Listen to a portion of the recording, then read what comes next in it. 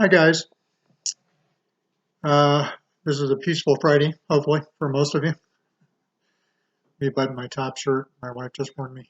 Not the top one. Oh, well, anyways. Um, I want to say a couple things. Number one, I'm very proud of you for hanging in here. Okay. Number two, from now on, when I give a quiz, I would like it in within the same day that I give it. Okay. So from now on, you can't wait on it till the very end.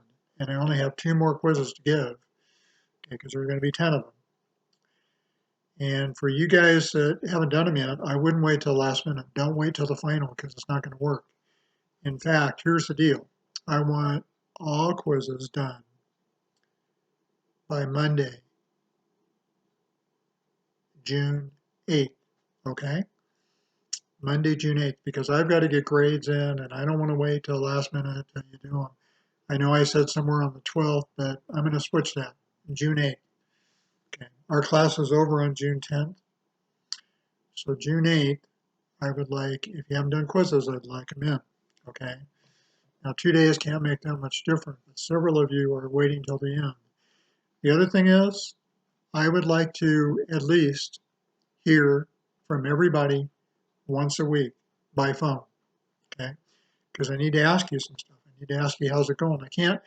I can do that in Zoom, but a lot of people are not talking and things like that. So if you're in Zoom from now on, I need you so that you can talk back to me. So just don't cross that out because part of this class, remember I told you at the beginning, is on participation. Okay. And there's a couple of you, and I know that's my thing, that haven't done any quizzes yet, but on June 8th, I'd like all the quizzes and everything in. On June 10th is your final. From the time I post it on June 10th till 24 hours later, you have to take it. Unfortunately, several of you, there's a reason I'm saying this, several of you, not probably the majority, but several of you, um, had problems with the midterm. And I don't know how many times I told you, but I need you to do the final on the 10th of June. The other thing is, if you complete your notebook, okay, before, what I'm going to try to do is get on FaceTime or Zoom or something and have you show me your notebook. So you don't have to drive anywhere and drop it off, this type of thing, okay? But I need that done uh, that week, okay, somehow. I need that done, your notebook, okay? But the final is on June 10th. So you got 24 hours. So don't come and tell me, I forgot to take it, I had this going on and that. I understand, I completely understand. It's just that I can't do anything for you at that point. Okay. And that's 100 points. And I will go over some things to study on that. Okay, so once again, you can call me by phone, and not everybody's calling me. Okay. So I want to hear from you on my phone, 760-963-0943, once a week. Okay. I want you to call. I just want to check in with you. It may take 2 minutes or less of your time. But several of you I haven't heard from since we stopped classes at VBC. So I don't know if you're still there or you're not there, or somebody's turning on the recorder and Zoom and you're really not there. You're out, you know, whatever. Okay, so I need you to check in with me once a week from here on out. Okay, if you don't, I'm just assuming you're not there anymore. And, I may drop you and I don't want to. Okay, so just to let you know that. Now, the other big thing is that I've asked several of you, about rhythms, right? And we're still having a little problems on that. So if you go to page 37 of your main textbook, EKG Workout by Jane Huff, right? You go to page 37, up in the right-hand corner, there are rhythm strip analysis. Because several of you, when I ask you, what's going on with the strip, here's what I hear. Well, the ST segment is depressed. The rhythm strip analysis doesn't say anything about the ST segment.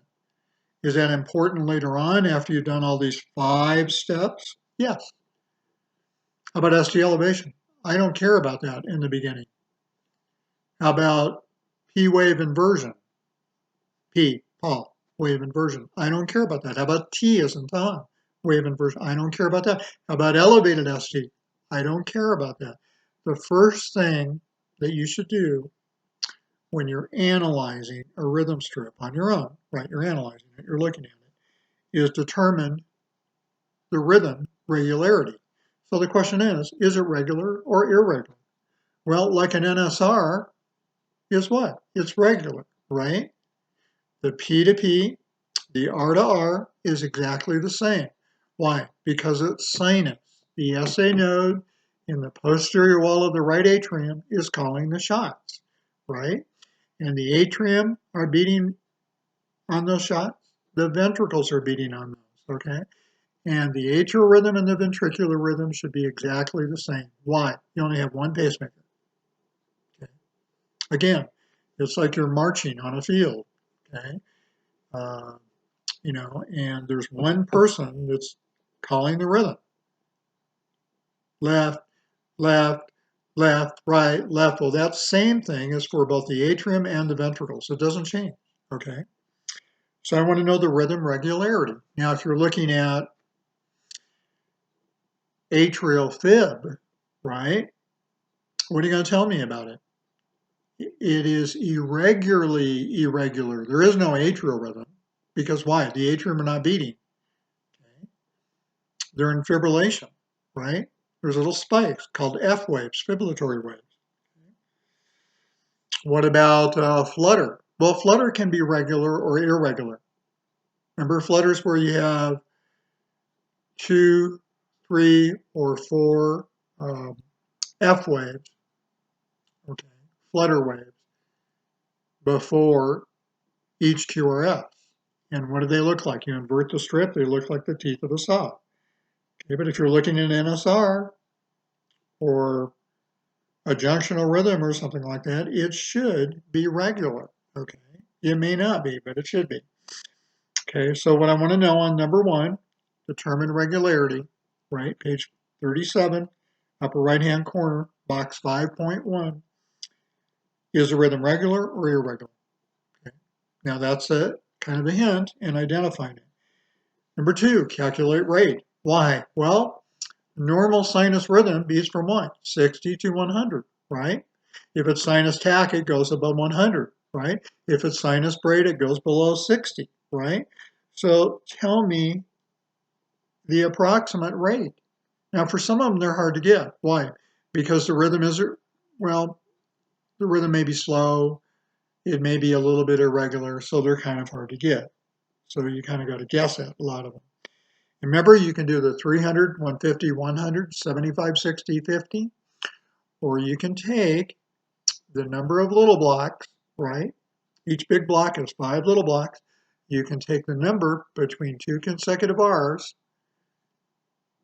plug in 1,500 to your calculator, divided by whatever number that is. Okay? You're to examine the P wave. You're to look at them. Are they the same size, the same shape, the same direction? Well, if it's a normal sinus rhythm, they should be. You should measure the PR. What is that? 0.12 to 0.20, usually. But what if you got a PR above 0.20? Maybe 0.24 or 0.26. Okay, what are you going to do then? Well, that can kind of maybe help you determine what you've got. For instance, if you got a first degree AV block, what is that? It's an NSR, looks like a normal sinus rhythm, with a consistent, prolonged PR. What's that mean? Consistent. If it's 0.24 here, it'd be 0.24 here, it'd be 0.24 here, it'd be 0.24 here. All the way throughout the strip, it'd be the same. but it's above 0.20. Okay. So it's a normal sinus rhythm. So the rhythm is what? Regular, right? But the PR is longer than it should be. It's above 0.20. Okay. What's the QRS? It should be 0.10 or less, right? You should also measure the QRS. So number one, determine rhythm regularity. Number two, calculate rate. Number three, examine the P waves for size, shape, and direction. What if they look different? Then guess what? They're coming from different sites. Take a look in your book on, I'm trying to think of something here.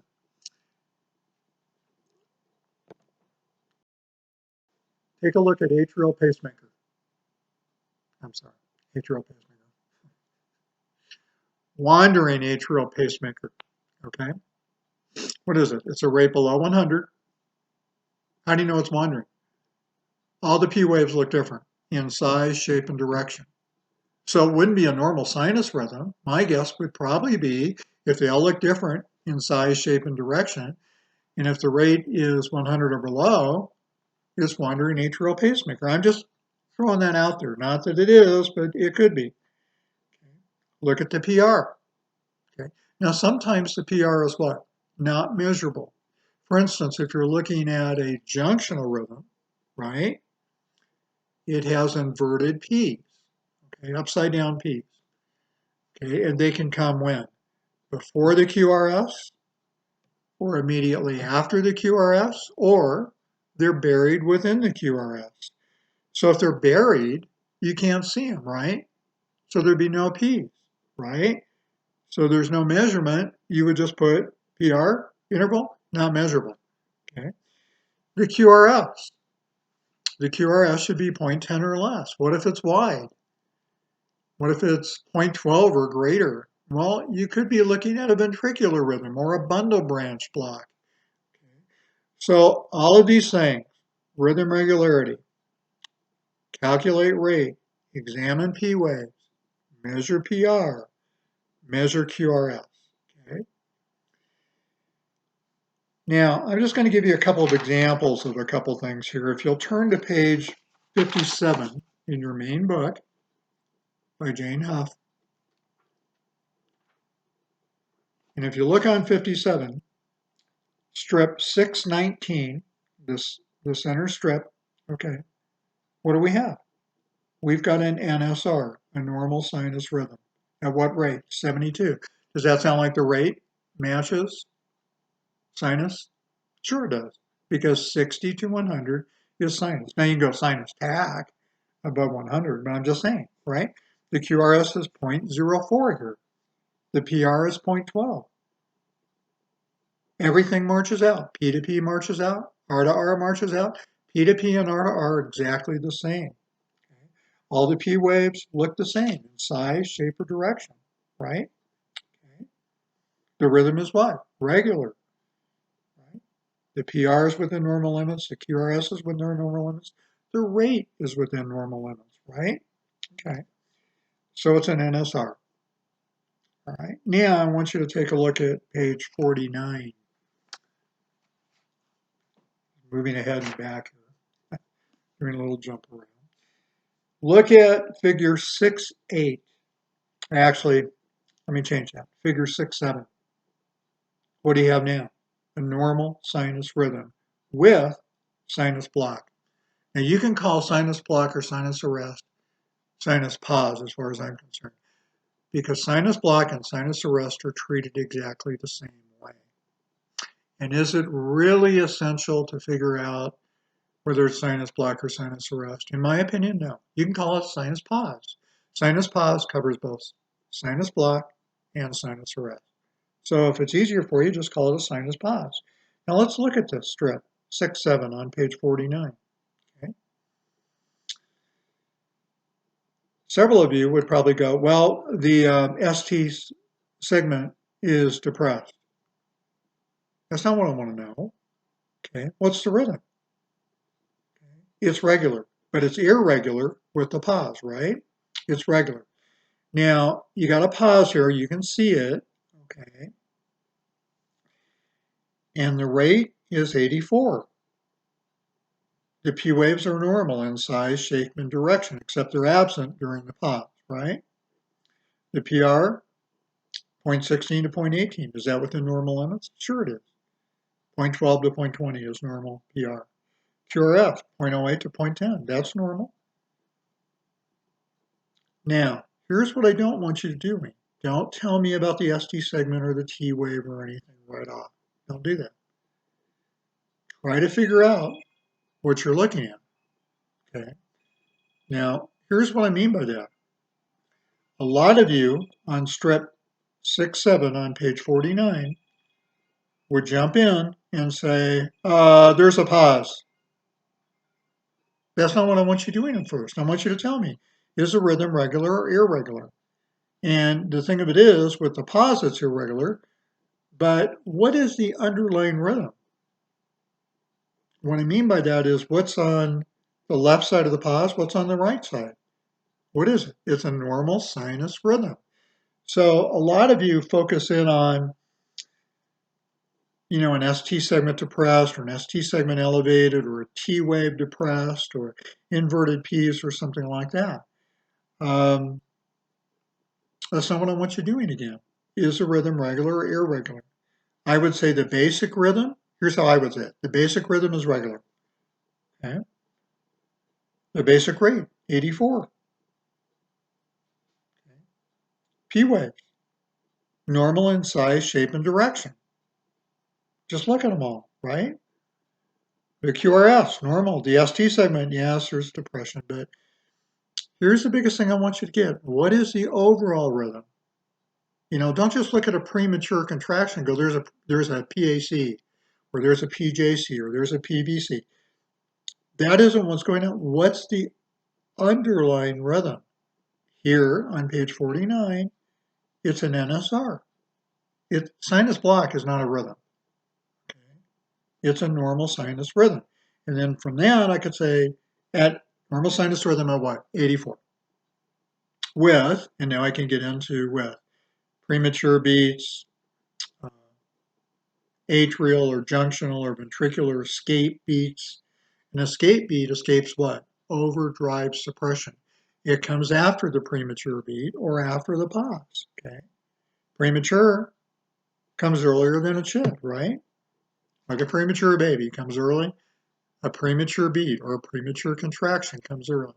What kind of contractions do we have? PACs, premature atrial contraction, PJCs, premature junctional contraction, PVCs, premature ventricular contraction.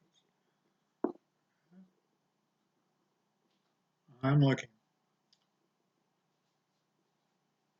Take a look at page 46. What do we know? Anything that's greater than 100 is tach. Anything that's less than 60 is braid. Okay.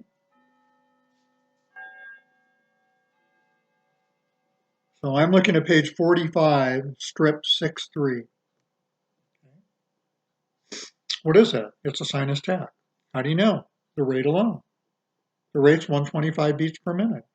But everything else, P wave, size, shape, and direction, the rhythm, regular. Right? Look at it right there at the bottom of page 45. The rhythm is regular, 125 beats per minute. P waves are sinus. Why? They all look alike. They're all coming from the same place, right? PR is normal. QRS is normal. Okay. All right. Let's take a look at page 93.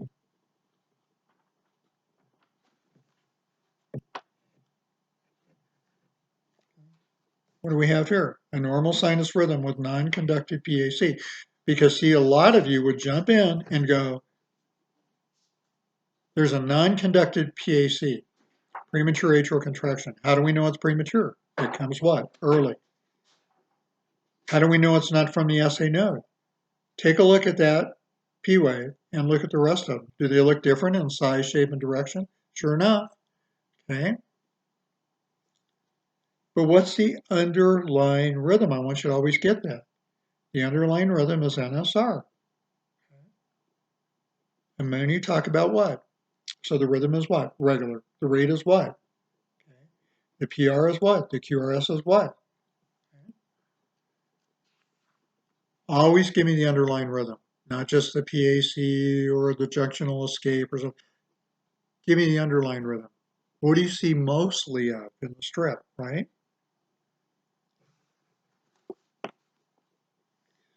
Take a look at page 145.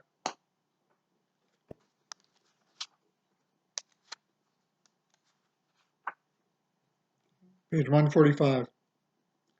Take a look at 813.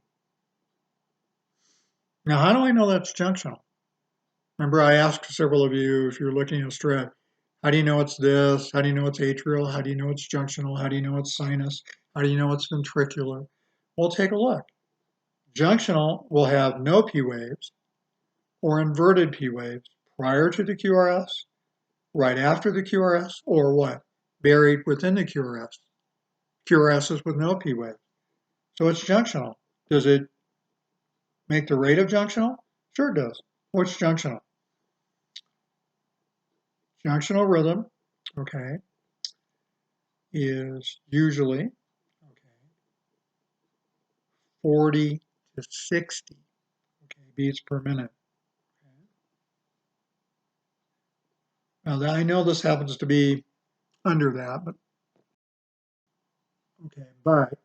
it still has the inverted P waves, right? Okay. The rhythm is what? Regular. Okay, the PR is within normal limits. Okay.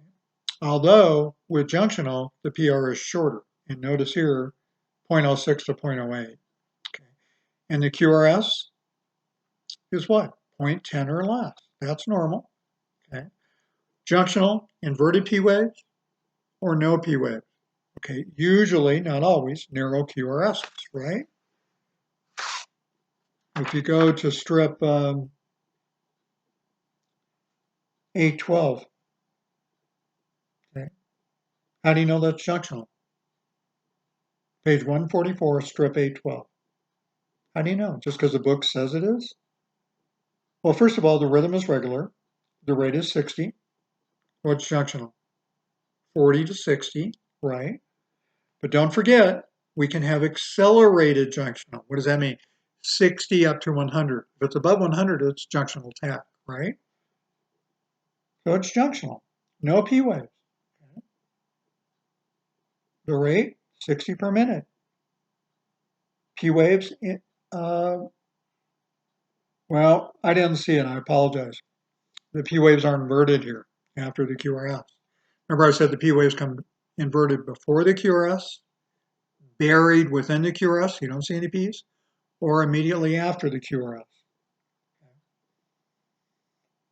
The PR, 0.12 to 0.20. Okay, but remember I said junctional PRs are shorter. Okay. Shorter than what? 0.12. Okay. The QRS, it's within normal, 0.10 or less. Okay.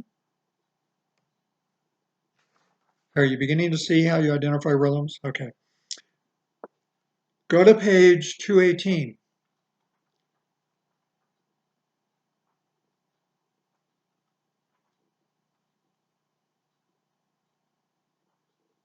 I'm on page 218, right? I want you to look at strip 921. Okay. Now that is a ventricular rhythm. That is what's called an IVR, which means what? Idio. IDIO, which means what? Peculiar to this. Okay. Peculiar to the ventricles. You know, it would put off this kind of a rhythm. Okay. And what's ventricular? 20 to 40. But there's also accelerated IVR, which means what? 40 up to 100. Okay. What is this one? 40 beats per minute. So again, the rhythm is what? Regular. Okay. The PR is what? Not measurable. Why? Because there's no P wave. Now, I got to tell you something. There is, but if you can't see them, you can't measure the PR, right? So rhythm regular, looking at strip 921, the rate 40, the QRS is 0.16, okay? What tips you off mainly to ventricular? Why deep, tall QRSs are usually ventricular, right? Take a look at page 219. Take a look at the middle of the strip. Yeah. What do you got? You have some ventricular beats. Okay.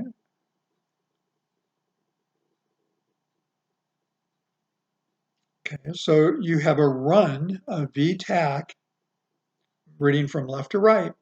You have a run of V, see those 4 beats? That's a run of V-tach. Then you have 2 ventricular beats together. Okay. Those are sometimes called couplets, okay, when they're together, right? Do all the ventricular beats look the same? Pretty much. If they're the same, what are they telling you? They come from the same focus, the same area as pacing, right? But this is what? A ventricular focus. Now, but you can't just jump in the middle of this again. How do you read? Left to right. I would say this is a rate of about 100 of what? It's probably a sinus rhythm, okay? An NSR at a rate of about 100, followed by a run of V-tach, followed by 2 ventricular couplets, okay? And what you want to watch out for is in a strip, more than 6 PVCs, premature, and these are premature, okay? More than 6 PVCs per minute is pathological. It means it's dangerous. You need to do something about it.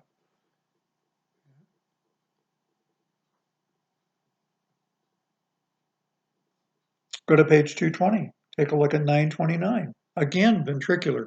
Why deep tall QRS?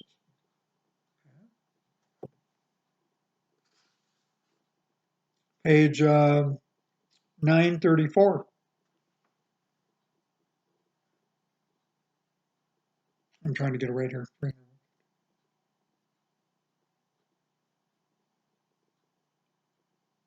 Okay, it's either 55 or 60. I'm just going to guess. I don't have my calculator right in front of me. But what? You've got a normal sinus rhythm. That's the underlying rhythm. But then you have a run of V-tach. Okay. How do you know it's ventricular? Why deep, tall QRSs?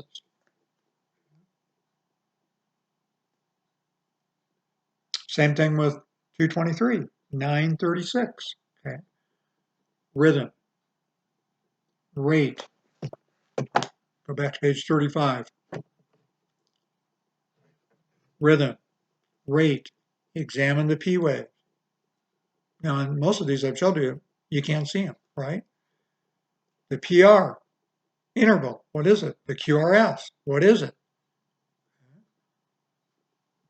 All right, so that way you guys can and start working with skillstat.com.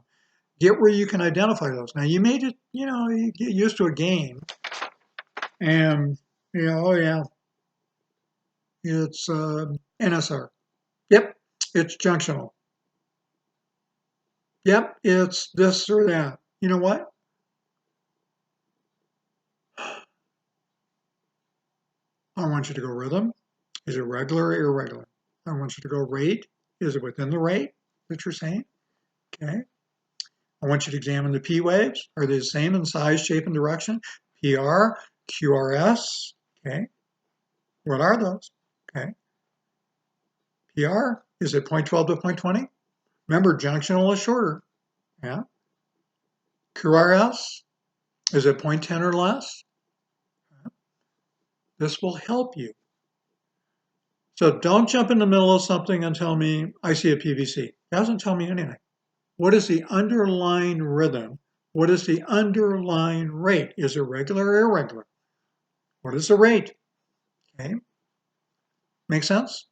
Okay, good. I'm going to leave you with that today. I'm going to try to put on short ones. Okay, this is about 30 minutes, long enough. Okay, so you don't have to get an adult beverage. So look at the videos. God bless you. If you have a question on anything I say, call me. One person called me at 9 o'clock at night. I won't tell you who it is. They apologized profusely. You don't have to apologize. I told you you could. Okay, try before 8, but if you can't, I can answer. If I seem a little sluggish, I may have to get up and get a cup of coffee to answer some of your questions, but that's okay with me. This is unusual times. Okay? What do I want in your notebook? Your report. I gave you movies. Okay? People are calling. What do you want me to do with the movie? I'll rate it. Is it A or C? The three of them I gave you, well, two of them I gave you. Radio, the movie Radio. Okay. Excellent, true story. And the movie Remember the Titans. Also true story. You know what it talks about? Prejudice. You don't think that stuff still goes on? It does. I think I told you, but just in case it's a repeat, I forgot. One of the CEUs I did for nursing, I have to do CEUs every 2 years. I have to do 30 of them, 30 CEUs to keep my license up. Yeah. One of them was on drugs and medications and so forth. And another one I did was on pain. Unbelievable. It said women have less pain than men. Where are they getting that? So they don't need as much pain medication. Hello? Okay. It said children. They're kids. They don't have as much pain as adults. They don't need as much pain medication. Okay. Where are we coming up with this? I told you there was a black man. He called the pharmacy. He had a lot of pain. He said, "Do you have this prescription in?" I forget what it is, Norco something. I said, "Yes, we do." He goes, "Well, because I don't have a car, I'll just walk down there and get it." Yes, when you get here, we'll have it ready for you right away. Okay, good. He walks in. Guess what they said? "Oh, I'm sorry. I thought we had it, but then I looked after your call and we don't have it." You know what he did? He walked to three other drugstores within the area. They all said the same thing. "Sorry, we don't have it." His wife came home. She goes, "How come you're still in pain? I thought the doctor gave you something for it." "Well, he did, but none of the drugstores had it." "Give me that prescription right now." Guess what? She showed up at the first drugstore. They filled it within 5 minutes. She was white. He was black. You don't think this stuff still goes on? It does. Okay. Race, religion, color, all this kind of silly stuff. The best thing I've ever seen is Remember the Titans. It's a great movie. He ran his football team through the woods at 3 o'clock in the morning. And he goes, "If you can't keep up, go home." 3 hours later, at about 6, they came to a clearing. They could barely see, but the fog was lifting and the sun broke through. You know what he said? He said this to his team. He said, "Gentlemen, do you know where you're at? This is one of the places they had the Civil War, and a lot of men died here. They're fighting the same fight that you guys are today." I thought it was excellent. Excellent movie. True story. The reason I want you to watch it is I want you to say, what did this say to me? Radio, same thing, true story. Okay. Same thing. So tell me what it says to you and how you can treat patients. We should treat everybody the same. I told somebody last night, I said, what if you get into ER, police bring in a guy, he's handcuffed, right? He just killed 2 people on the road, yeah? And he wants to draw some blood. Well, police officer wants you to draw some blood. Are you going to treat him like crap? No. familiar or not, you're going to treat them the same way you would treat anybody, even a family member. Okay? This stuff has to stop. If you really have a problem with it, let me advise you on something. Get rid of it before you go into medicine. If you can't, you have a serious problem. Okay? Treat people with kindness. Okay? Treat people the way you would want to be treated. All right, got it? The other movie I told you about was Something the Lord Hath Made. It was also on the same thing. True story about two people at Johns Hopkins during the 40s and going into the 50s and part of the 60s. Excellent movie. Excellent. One guy they wouldn't even let in the front door. They said, you have to walk around. The surgeon said, he's with me because it doesn't matter. He has to walk around. Huh. That's not the way the movie ended up. They worked on blue babies. They found the cure for blue babies. So you could watch any one of these and write on prejudice. You could, for your extra 10 points, you could send a letter to Desert Valley. Somebody said yesterday, are they still accepting them? They're still working over there. So they're still accepting emails. Okay.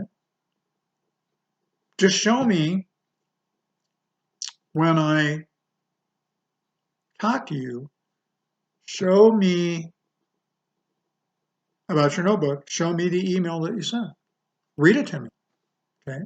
Tell me when you sent it. I'll give you the 10 points extra credit. Now, a couple of you didn't do really great on the midterm, didn't do really bad, but didn't do really great. Well, I'm thinking, well, what if, and I have this hypothetical, what if you got a 60? Guess what? With your extra 10 points, you got a 70. Hello. That could pull you up a little bit. All right. Now, if you do multiple projects, that doesn't mean I'm going to give you 10 points, 10 points, 10 points. One 10-point thing. Okay. All I want you to show me in your notebook is your notes. I just go, these are my notes. Yeah, cool.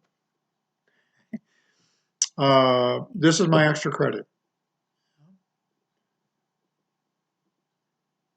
Show me well, there's the extra credit, and then there's a 3-page type paper. Anything on EKG, tell me about a heart transplant. The first guy that did a heart transplant did it in Cape Town, South Africa, I think in 1968. Okay, and made a lot of contributions to the field of cardiology. You ever want to read a great book? It's called One Life. It's a story of his researching heart disease and how to do the first world heart transplant. Okay. So you don't have to read the book or anything. I'm just saying you could research something and write a 3-page paper. Yes, you can type it.